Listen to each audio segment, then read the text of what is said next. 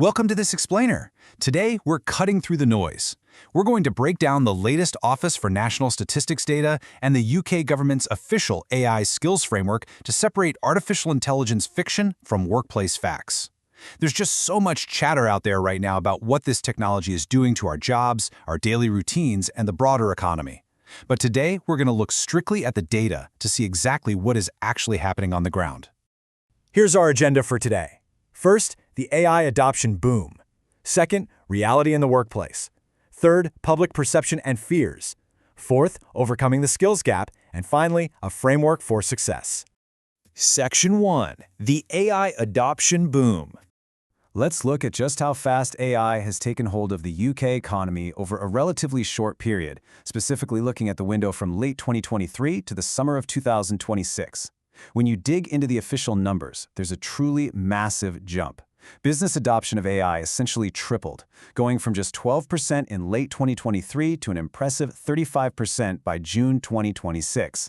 Think about that for a second. That is a staggering rate of uptake for businesses with 10 or more employees.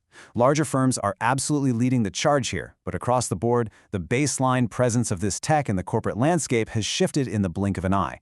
We're literally living through one of the fastest technological adoptions in modern history.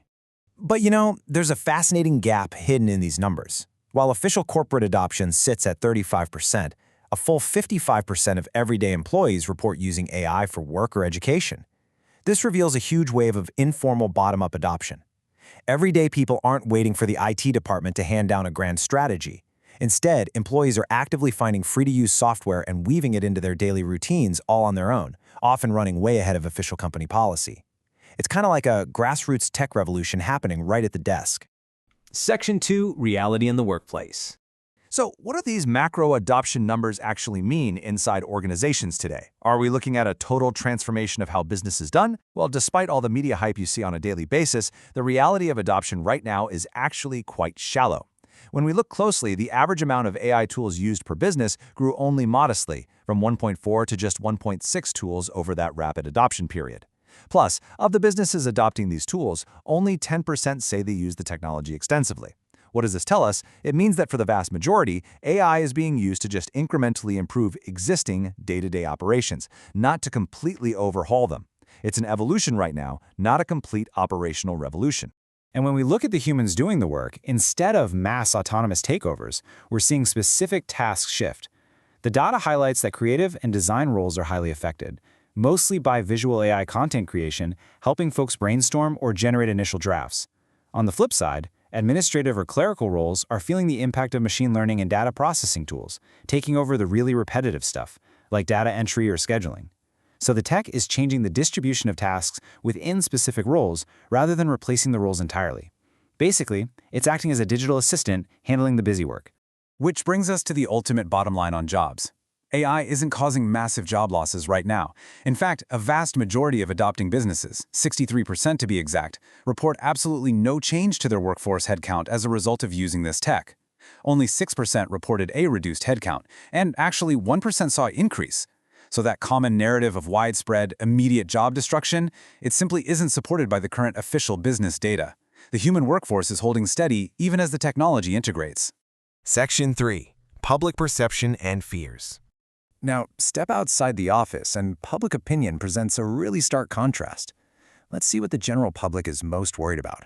While people neutrally acknowledge personal benefits like improved access to learning at 29% and making mundane tasks easier at 25%, these are heavily outweighed by very real societal anxieties. A massive 81% of people are worried that AI makes it difficult to tell if news is fake.